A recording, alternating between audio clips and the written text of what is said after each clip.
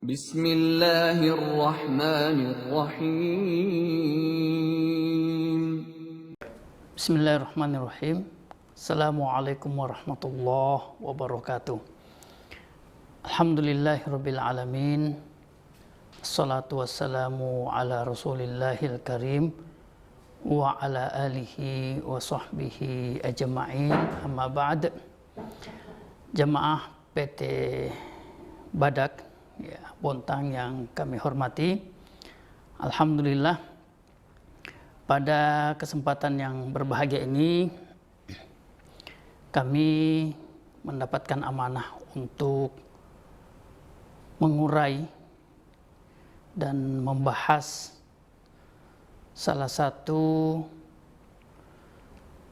uraian yang dituliskan oleh Al-Imam Asy-Syafi'i rahimahullah ta'ala, atau secara khusus hadis Nabi Sallallahu Alaihi Wasallam yang dinukil oleh beliau dalam kitabnya Al-Um, hadis yang diriwayatkan oleh Al-Imam Al-Bukhari dan Imam Muslim, di mana Al-Imam Asy-Syafi'i dalam kitab Al-Umnya menukil hadis Nabi Sallallahu Alaihi Wasallam yang bersabda, "Man ba'a nakhlan qad abdat fathamaruha lil ba'i'i illa ayyashtarital mubta'." Barang siapa yang menjual batang kurma yang telah berbuah, maka buahnya menjadi hak penjual, kecuali jika sang pembeli mensyaratkan agar buahnya itu adalah miliknya atau diserahkan kepadanya. Ya. Hadis yang sahih ini menggambarkan salah satu bentuk jual beli, yakni jual beli pohon yang telah berbuah, atau dalam hadis ini kasusnya adalah pohon kurma yang buahnya telah nampak atau berada pada proses yang pertama. Ya, kita ketahui bahwa buah kurma itu melewati 7 jenjang untuk kemudian dia menjelma dan disebut dengan tamar atau kurma kering. Ya. Jenjang ke-6 itu disebut dengan rutop atau kurma basah, dan jenjang sebelumnya atau jenjang ke-5 disebut dengan al-balah atau kurma mengkal. Ya. Biasanya berwarna hijau atau berwarna merah. Ya. Nah, berdasarkan teks hadis yang juga diriwayatkan oleh Al-Imam Abu Dawud dan An-Nasai di atas, ya, menjual pohon yang telah berbuah, maka buahnya itu adalah milik sang penjual.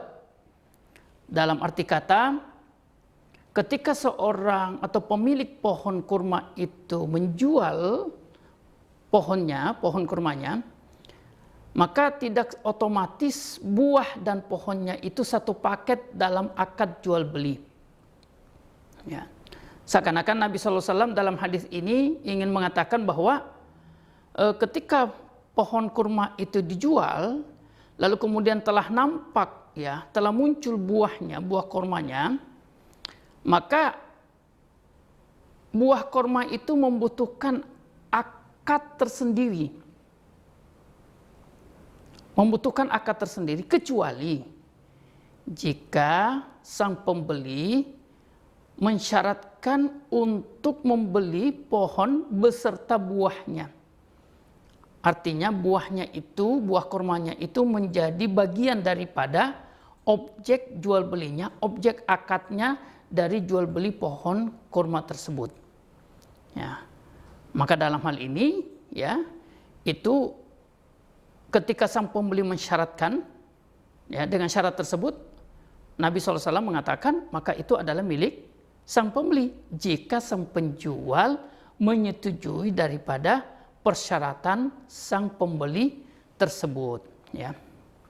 Maka ketika sang penjual atau pemilik pohon kurma ini menyetujui persyaratan sang pembeli itu, maka ketika akad telah usai atau in aqdal aqdu bainal bai'aini, antara pembeli dan penjual, maka sang penjual itu tidak berhak untuk memetik atau mengambil satu biji pun kurma dari pohon tersebut. Karena ketika akad telah usai, maka pohon dan kurmanya itu adalah milik sang pembeli. Milik sang pembeli. Nah, Al-Imam Syafi'i dalam kitab Al-Umm juga mengisyaratkan hukum yang sama. Ya, mengisyaratkan hukum yang sama, ya. Terjadi juga hukum yang sama itu terjadi pada janin yang ada dalam rahim budak wanita yang ingin dijual oleh majikannya, atau ya anak hewan, anak ternak yang ada dalam kandungan induknya ketika sang induk itu ingin dijual. Maka hukumnya, hukum janin yang ada dalam rahim seorang budak wanita yang ingin dijual oleh majikannya, atau anak ternak yang masih dalam kandungan induknya, yang induknya itu ingin dijual oleh pemiliknya, maka hukumnya sama dengan pohon atau buah kurma yang belum terlalu nampak, ya masih dalam tahap awal kemunculannya, lalu kemudian batangnya itu, pohon kurmanya itu ingin dilepas oleh sang pemilik, ya. Nah, jemaah LPT Badak Bontang yang kami hormati, ya, kami ingin menggarisbawahi dua hal dari hadis yang dinukil oleh Al-Imam Asy-Syafi'i rahimahullahu ta'ala itu. Yang pertama adalah hukum syarat dalam jual beli. Sebagaimana dalam hadis tadi, illa ayyashtarital mubta', kecuali jika sang pembeli itu mempersyaratkan, ya. Maka apa hukum syarat dalam jual beli? Ya, pada prinsipnya dikatakan oleh ulama-ulama kita, mempersyaratkan sesuatu dalam jual beli itu adalah hal yang mubah, tidak terlarang. Mengapa? Karena hukum dasar daripada jual beli itu adalah halal. Al-aslu fil muamalati al-ibahatu hatta yadullad dalilu ala tahrimiha. Hukum dasar jual beli itu adalah halal, ya, boleh, kecuali ada dalil yang mengatakan pengharamannya. Nah, maka dikatakan bahwa suatu syarat tergantung pada hukum dasar perkaranya. Apabila hukum dasar suatu perkara adalah terlarang, maka hukum penetapan syaratnya juga terlarang. Dan begitu juga sebaliknya. Jika hukum tertentu, hukum perkara tertentu itu dasarnya adalah halal, maka penetapan syarat di dalamnya juga itu adalah halal. Ada kaidah yang mengatakan al-aslu fi syuruti fil muamalati al-hallu, ya, al-hillu wal ibaha illa bidalin. Hukum dasar menetapkan syarat dalam muamalah adalah halal dan boleh, kecuali ada dalil yang melarangnya. Nah, namun dalam prinsip jual beli atau syarat dalam jual beli itu ada dua macam. Yang pertama adalah syartus sihha, syarat sahnya jual beli. Yang kedua adalah, ya, asyartu fil bai', syarat dalam jual beli. Yang pertama adalah syartu sihhatil bai', syarat sahnya jual beli, dan yang kedua adalah asyartu fil bai', syarat dalam jual beli. Apa perbedaannya? Ya. Yang dimaksud dengan asyartu, ya, fi sihhatil bai' atau syartu sihhatil bai', syarat sahnya jual beli adalah syarat-syarat yang harus dipenuhi agar akad jual beli itu hukumnya sah. itu adalah syartu sihhatil bai', syarat sahnya jual beli. Syarat-syarat yang harus dipenuhi ya agar akad jual beli itu hukumnya sah. Ya, seperti misalnya akil ya. Seperti misalnya milkun tam ya. Dia berakal, kemudian dia memiliki secara penuh daripada barang yang dia jual itu, atau mendapatkan perwakilan ya, menjadi wakil dari pemilik yang sah terhadap barang yang ingin dijual itu. Nah, itu adalah syarat sahnya jual beli. Adapun asyartu fil bai', syarat jual beli ya, itu tidak mempengaruhi daripada keabsahan. Ya, keabsahan, tapi bisa menjadi bagian daripada jual beli. Contohnya adalah persyaratan untuk objek jual beli atau barang yang diperjualbelikan itu diantar sampai ke rumah sang pembeli. Itu boleh. Atau misalnya harus dibungkus dalam kemasan tertentu dan penjual menyetujuinya. Itu juga adalah boleh. Dan ini adalah contoh atau gambaran daripada asyartu fil bai', syarat dalam jual beli. Nah, ada beberapa perbedaan di antara keduanya. Yang pertama adalah syarat sah jual beli berlaku pada semua jual beli, tanpa terkecuali. Sementara asyartu fil bai', syarat jual beli itu tidak harus ada pada semua jual beli ya.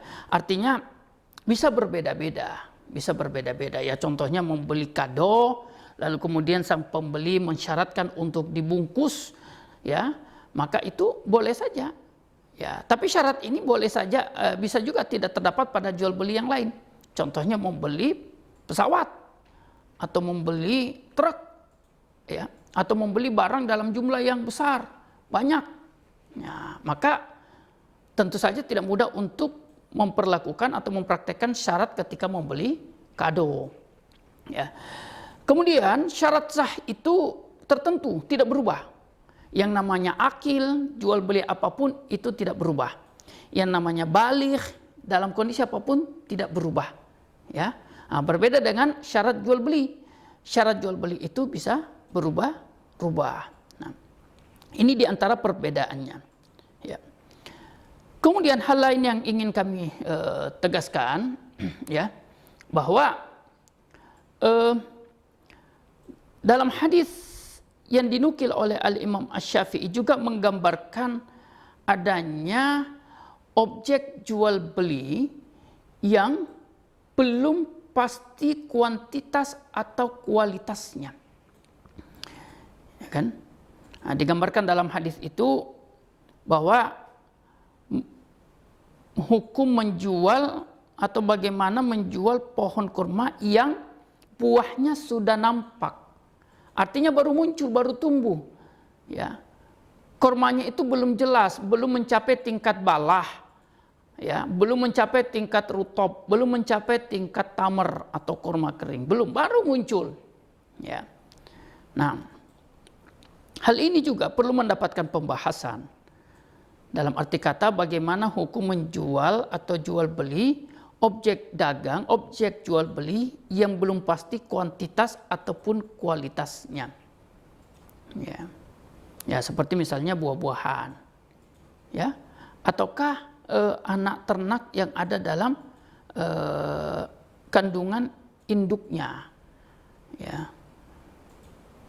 Kita belum pasti ya, bagaimana perjalanan daripada buah-buahan yang masuk baru tampak ataupun anak ternak yang ada dalam kandungan induknya yang ingin dijual. Nah, dalam uraiannya terhadap hadis ini terlihat bahwa Al-Imam Asy-Syafi'i rahimahullah ta'ala sangat berhati-hati dan rinci dalam merunut hukum-hukum yang terderivasi dari jual beli pohon yang buahnya belum menunjukkan kepastian kondisinya. Apakah telah matang ataukah masih mengkal ya, dan sejenisnya. Ya. Karena dalam kondisi seperti ini bisa saja jual beli berdasarkan taksiran. Ya, berdasarkan taksiran, baik taksiran itu secara kuantitatif, banyak sedikitnya, ataupun taksiran berdasarkan kualitatif, ya, bagus tidaknya. Dan cara seperti ini menggambarkan ketidakpastian, ya, Cara seperti ini menggambarkan ketidakpastian kadar objek jual belinya. Dan berdasarkan hadis yang diriwayatkan oleh Imam Muslim, jual beli yang berdasarkan ketidakpastian atau gharar, ya, maka itu hukumnya haram. Ya, jual beli yang objek perdagangannya itu tidak pasti atau gharar, maka itu adalah haram. Nah, makanya ada yang mengatakan bahwa jual beli objek dagang yang belum pasti itu juga disebut dengan al-khida', penipuan. Ada juga yang menyebutnya sebagai al-khatar, jual beli al-khatar, atau ada unsur bahaya, ada unsur gamblingnya, pertaruhannya. Ya.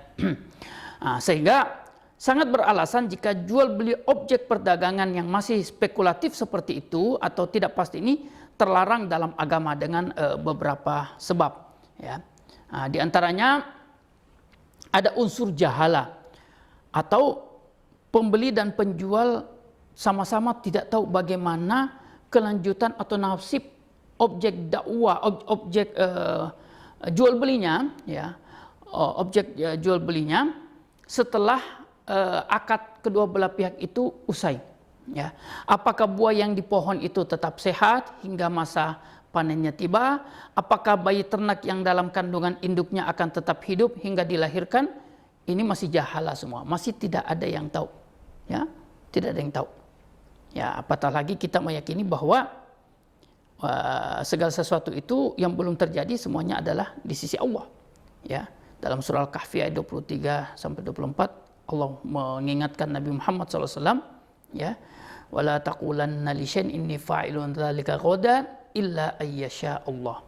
Ya, wala taqulanna li syai'in inni fa'ilun dzalika ghadan illa ayyasha Allah. Tidak bisa dipastikan. Ya, atau dalam akhir surah Luqman juga begitu, wala ma tadri nafsun madza taksibu ghadan. Tidak ada yang tahu apa yang terjadi. Maka begitu juga dengan anak ternak ataupun buah, ya, yang masih ada dalam pohonnya. Ya. Kemudian yang kedua adalah ada unsur tasahul atau menganggap remeh apa yang seorang muslim harus berhati-hati di dalamnya. Ketika jual beli itu sedang terjadi, ada dua pihak minimal yang terlibat dan berhak untuk tertunaikan haknya secara penuh. Penjual berhak, ya, untuk penjual itu berhak agar kiranya apa yang menjadi haknya terpenuhi secara utuh, begitu juga pembeli. Nah, sementara jual beli spekulatif, jual beli gharar itu tidak ada yang bisa memastikan. Ya. Nah, tidak ada yang bisa memastikan. Maka ada kemungkinan, ya, salah satu pihak baik penjual ataupun pembelinya, na'udzubillah min dzalik, akan mendapatkan kerugian atau tidak mendapatkan haknya secara utuh. Dan itu bisa saja menghilangkan prinsip ridho yang menjadi salah satu syarat, ya, bisa menghilangkan prinsip ridho yang menjadi salah satu syarat dalam sahnya jual beli. Ya, jadi jamaah, ya, LNG Badak yang kami hormati, inilah di antara penjelasan terhadap hadis yang dinukil oleh Al-Imam Asy-Syafi'i rahimahullah taala di dalam kitab Al-Umnya, di mana Rasulullah SAW bersabda, "Man ba'a nakhlan qad abdat fa thamaruha lil ba'i'i illa ayyashtarital mubta'." Barang siapa yang menjual batang kurma yang telah berbuah, maka buahnya menjadi hak penjual kecuali jika pembeli mensyaratkan agar buahnya diserahkan kepadanya. Hadis riwayat Bukhari dan Muslim serta imam-imam hadis lainnya. Wallahu taala a'lam. Alhamdulillahirabbil alamin. Mohon maaf apabila ada kekhilafan dalam penyampaian kami. Terima kasih. Wassalamualaikum warahmatullahi wabarakatuh.